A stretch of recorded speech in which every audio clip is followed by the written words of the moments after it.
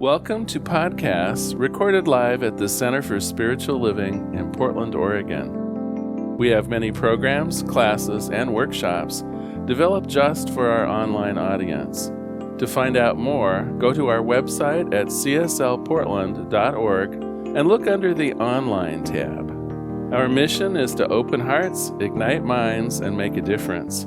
If you'd like to support our center and its video podcasts, you can donate online at cslportland.org/donate. Allow us to become part of your extended spiritual community. Wherever you are on your spiritual journey, you are most welcome at the Center for Spiritual Living.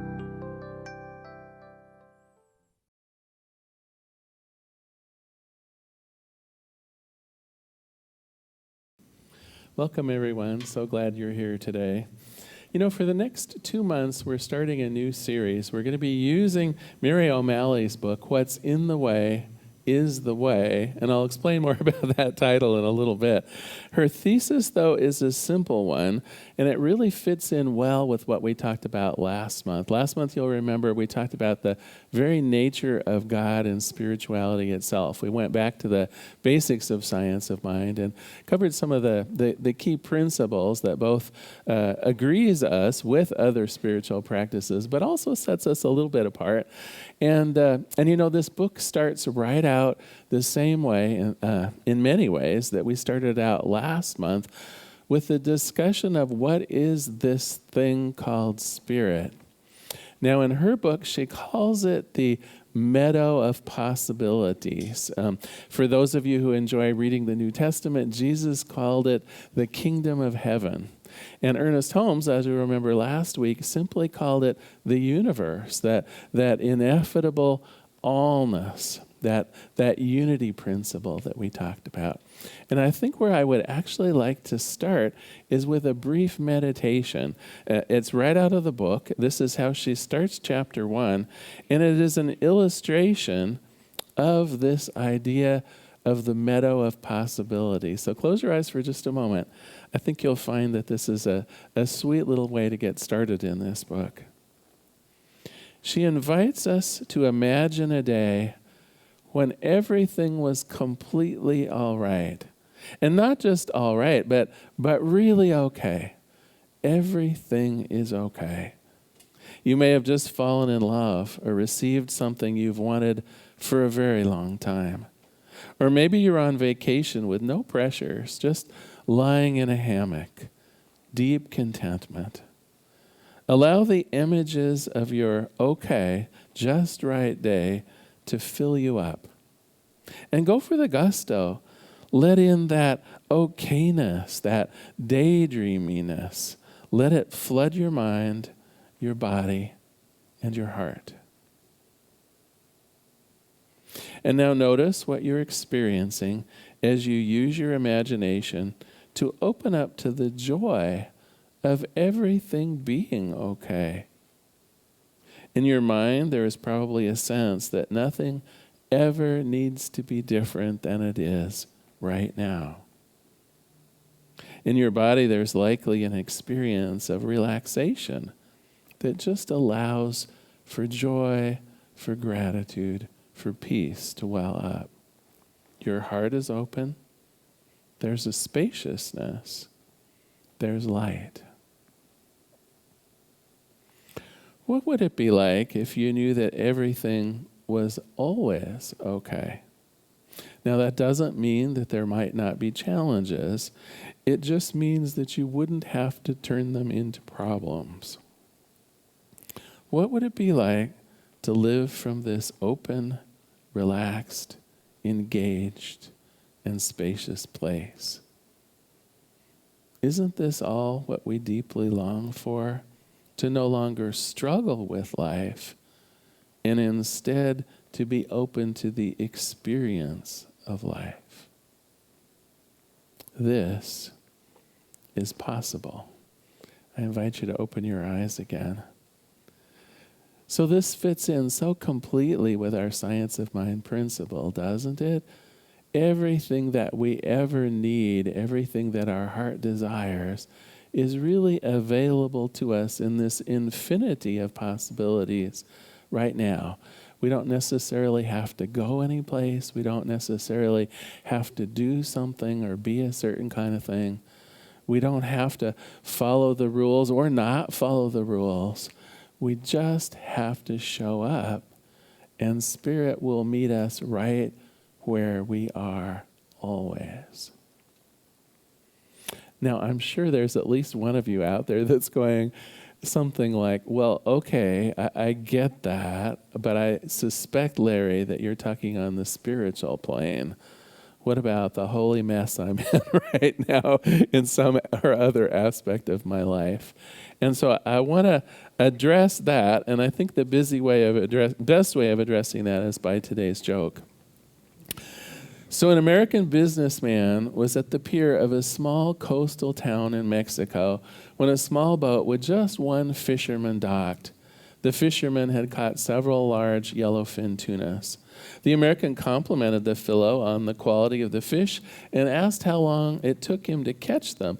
Well, the fisherman replied, just a little while. So the American then asked, well, why didn't you stay out longer and catch more fish?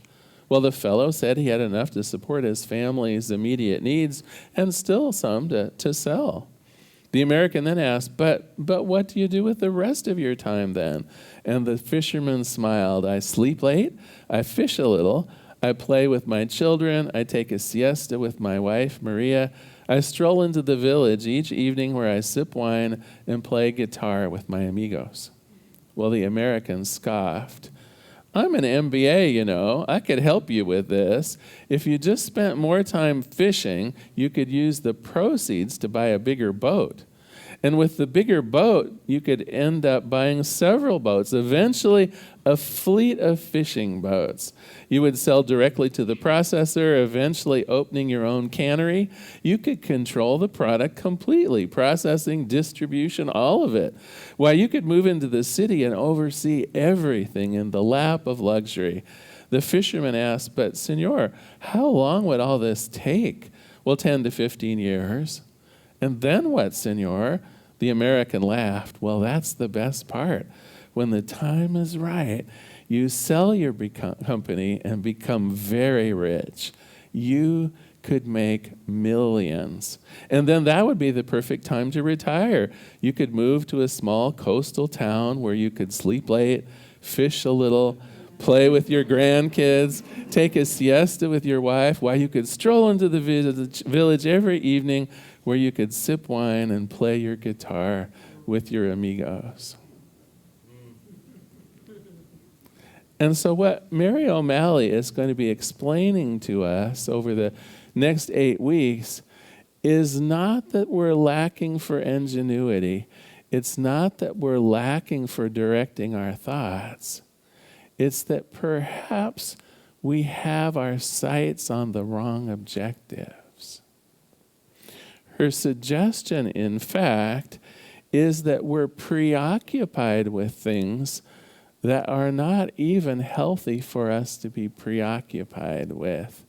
And that if we wish to continue feeling that meadow of expectancy that she talked about, if we wish to embrace the idea of heaven here on earth, it isn't so much that we don't have what it takes to do that already. In fact, she would say that we have what it takes all the time and in every minute.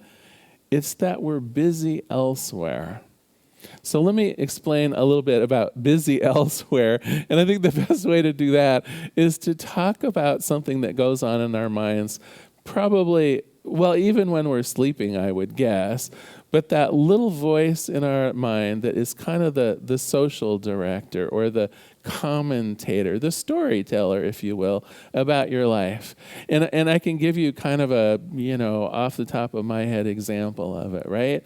So even as you're sitting there, some of you are saying things like, this is a pretty good talk, and I really like Larry's tie today. He did a nice job of dressing.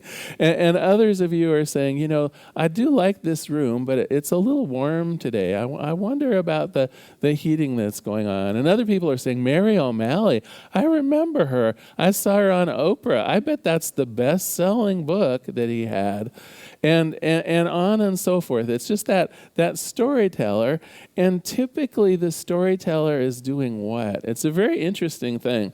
And my guess is it comes from when the human race was first evolutionary brought forth, that little voice inside in particular is looking for things that might be troublesome or harmful or disruptive.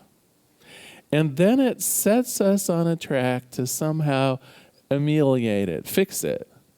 So our brains, sadly, I think, although it served us really well, in fact, in another talk maybe a year ago, I did ugh at the dawn of history, and hiding behind a rock up here.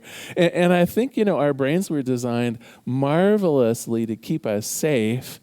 But that was when saber-toothed tigers were hunting us down. That was when we were not at the top of the food chain. That's when we didn't have houses to shelter us from the storm, when we didn't have supermarkets where we could just stop in and pick up what we needed. And so that idea of keeping us safe, unfortunately, still has the same power over us than it did thousands, tens of thousands of years ago. And when we see something out of place or something a little bit harmful, we get that flush of chemicals and emotions in it, just as though there were actually something dangerous out there waiting for us. And so when we notice we're out of ketchup in the refrigerator, it's almost the same feeling to us as maybe 30,000 years ago when we went out to the storehouse and discovered there was no grain left for the winter, right? It's like starvation. Well, for us, when we're out of ketchup, we go to Winco, right? I mean, it's no big deal. But yet those same feelings can be there for us. The phone call, the telephone ringing, oh my gosh, what if it's whatever, right? It's like that flush of emotion, almost like all of us have a minor form of post-traumatic stress syndrome. The littlest things suddenly take us out of that field of possibility that the meditation led us into, and has us wanting to fix something. So our brains were designed to notice the harmful, the wrong, the out of place, the different, and to fix it. There isn't that much that needs fixing anymore. If you really think about it, replay your last week. Now, if you're like me, in the last week, there were 7 days, 24 hours in each day, and I would bet there was maybe 1 or 2 days that for 5 or 10 minutes, things were not going well. Do you realize percentage-wise what that is of our life? And yet our mind, is seeking out the smallest little things to find wrong and fix, even if it doesn't really need fixing. It's just a thing. It's just something that happened. It was just that upsetting telephone call that I had. It was just that encounter with that one person in the supermarket that was a little less than pleasant, and yet, right? I've replayed it over in my mind 37 times. I've wondered if I should have said something different more times than you can count. I woke up with this strange feeling in my heart that something wasn't right. Do you see what I mean? It's our brains pretending that we're, 20,000 years ago and really in trouble, when our lives are, I figured out the percentages on that, by the way, when our lives are at 99.98% going super well. So how do we get away from this find and fix, this find fault and fix? How do we get to minimize that and become more in the meadow? When we're in the meadow, when we're in the kingdom of heaven, when Ernest Holmes said we're moving with the universe instead of against it, we begin to notice that everything around us is actually pretty darn delightful. We notice that our relations are 99% sweet and loving and honest and open. We notice that our working environment is actually very supportive and helpful. We notice that our friends and our neighbors and the people around us, not without exception, but mostly are there living in harmony and peace and goodness. We're going to learn a technique starting next week that you can think of as harnessing your curiosity. But I want to try it out on you for just a moment before we close today. So picture the last time, think about the last time that you were upset with someone or something. Now, it might have been, you may not have to go back that far, right? For those of you who read the news every day, I'm pretty sure there was something in there that may have ticked you off a little bit. That's us getting out of the meadow. That's us wondering how society is going to fix politics, how society or what I can do to support, I don't know, anti-racism or like you name it. We're immediately in that mode of finding the fault and then what can I do to fix it? What if instead you simply directed your mind to curiosity? Have you ever thought of curiosity as a spiritual tool? I think we're going to have some fun with this. I think we're going to have a lot of fun in the coming month and a half with the idea of curiosity as a spiritual tool. So picture that moment in your mind, something that ticked you off, that was angry, that pulled you out of that idea of heaven at hand, of the field of the meadow of possibilities. And if instead of reacting to it, if instead of maybe judging it or wanting to fix it, what if instead you started asking yourself questions? What would my life be like? I'm curious. What would my life be like if I wasn't worried about politics at all? What would my life be like if I didn't worry that my boss was trying to get me fired or giving me a bad performance review? And I'm curious, why is it that I think and worry about this so much? I'm curious, does it actually help me in any way? Is my fear about this actually helpful in any way? I'm curious about that. For one thing, what it does is it disrupts the actual feeling of fear. You can't be curious and fearful at the same time. You can't be confused and curious at the same time. It's a kind of a natural emotion that puts you in the pause, the reflective mode. Instead of worrying, now you're being curious. So it leads us into the homework for this week. We're going to do a little bit of more talking about the storyteller, but I'm going to jump ahead for just a minute and talk about our homework. So your homework this week, you get a choice. Half of you get to do one homework and half of you get to do another homework. The good news is you get to choose which half. I'm not going to assign it out. So the first part of the homework is to use the meditation that we did in the books. I know many of you have purchased the book, or for those of you online or with access to a computer, you can just replay the part of today's service where I led you into that meditation around the meadow. So for half of you, I would like you to experience more of the meadow. If you could work that into your schedule every day, I think that alone could change your life. It's just a reminder of what reality really is. You are living in the meadow of possibility. You have the power to bring yourself to that place of peace and harmony.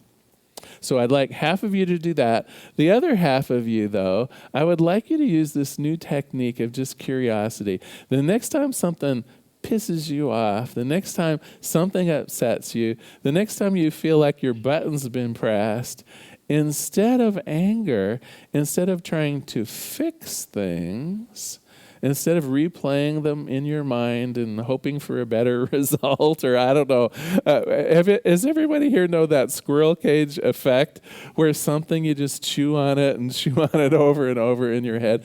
Next time you find yourself doing any of those things, instead, be curious about it. Why am I feeling this way? Does it actually serve me in any way? Is this a useful activity? Just do a little positive inquiry. Don't beat yourself up. Just ask yourself some positive questions. Who would I be if I didn't worry about this? What would it be like if I just approached everybody fresh? If I just left the story behind? Remember the storyteller? What if I just left the storyteller behind and just took things as they came to me? What would that be like? Well, before we close today, I do want to talk a little bit more about the storyteller, because I think there is a part of the storyteller that's really useful for us, and a part of the storyteller that does represent perhaps this more disruptive force that gets us out of experiencing the good life. And I want to make sure that you can tell the difference. It's the difference, I think, between our intuition, which is God-centered, our intuition, which is that positive force, that voice inside our head that is really motivated by love and light and spirit, and then the part that we've been talking about, the storyteller that's always out to find fault or find things that are different and then fix them. Primarily, it's easy to spot because of the motivation. The fixer, that fixer voice, that problem finder voice is always motivated by fear. They're always worried about something. So if the voice comes from that place of fear, that's the one that you should be questioning. Is this really true? Do I really have to worry about this? I'm curious about whether I have to listen to that voice. I know it kept my ancestors safe, and it may be the thing that keeps me safe, right? If the MAX train is headed towards me and I notice, oh my God, I'm on the track, right? I'm not saying to dismiss that voice, but when that voice comes up, ask yourself, is this useful? And then the other voice is almost always motivated by love. It's the voice that's moving you forward. It's the voice of spirit in your mind, tipping you off to new opportunities, new ways of being, an expanded view of the world. So we both have that commentator going on. We all have that idea of the storyteller. But let us be picky and choosing about which of the voices we live with and act upon. Let us not keep churning away at the fears that probably aren't even real. And instead, listen to the voice of love that can lead you forward into a more expansive life. Well, you've got your homework, just that quick reminder. Half of you are going to do the being in the meadow sort of meditation. You're going to spend just a few minutes every day bringing yourself back to that awareness of infinite possibilities, infinite love, infinite life. If you want to use the meditation out of the book, it's a great idea. Otherwise, you can probably lead yourself there by your own memories of a time when everything felt okay. And then the other half of you are just going to notice those voices going on in your head, the storyteller. And when the storyteller is coming from a place of fear, telling you, oh my God, you need to fix this. Oh my God, I need to replay that conversation. Oh my gosh, what was she thinking? What's he going to do? If it's that voice of fear, just start being curious about it. I'm going to close today with a quote from the book and a prayer. She says, you, like Sleeping Beauty, can wake up from that annoying storyteller. As you discover how to listen to your heart and trust it again, you will discover that it is the wisest guide and friend that you will ever have. Your heart is the gatekeeper for the energy of aliveness that you really are. The more open your heart is, the more you have access to your natural state of peace, of well-being and ease, no matter what is happening. It is possible to live a life in which your reactive mind, that storyteller, does not close down the wisdom of your heart. And this is the journey that we are on. Let us pray. There is one power, there is one life, one joy, one love. There's only this one thing. And what I know about this one thing is that it's everything, every person, every place, every situation, all of it, centered in the consciousness of Spirit. Each of us within Spirit's good grace. I know that means me. I know that means all of us. And I claim on this day that we have that willingness to accept life as it comes, infinitely good. No need to be fixing and changing. No need to be drawn into the drama of the world. There's a willingness on all of our parts to stop finding problems to fix and to enjoy the grand life that exists for us right here and right now. And so I'm grateful for this. I recognize in it the solution to so much of the world's issues. I'm grateful in knowing that these spiritual principles are alive and at work in my mind and available to the world. And so in gratitude, I release this prayer. I release it into the action and activity of the law. I let it be, and together we say, and so it is. Well, thank you so much for being here today.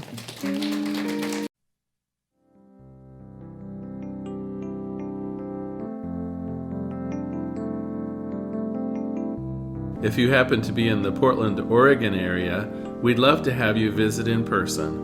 The Portland Center for Spiritual Living is located at 6211 Northeast Martin Luther King Jr. Boulevard. We have inspirational services at 9 a.m. and 11 a.m. every Sunday. We also have many programs, classes, and workshops developed just for our online audience. To find out more, go to our website at cslportland.org and look under the Online tab. We have a variety of content dedicated specifically for our online listeners. Our mission is to open hearts, ignite minds, and make a difference. If you'd like to support our center, you can donate online at cslportland.org/donate. Our website is also the place to learn more about what's going on at the center or to contact us. Allow us to become part of your extended spiritual community.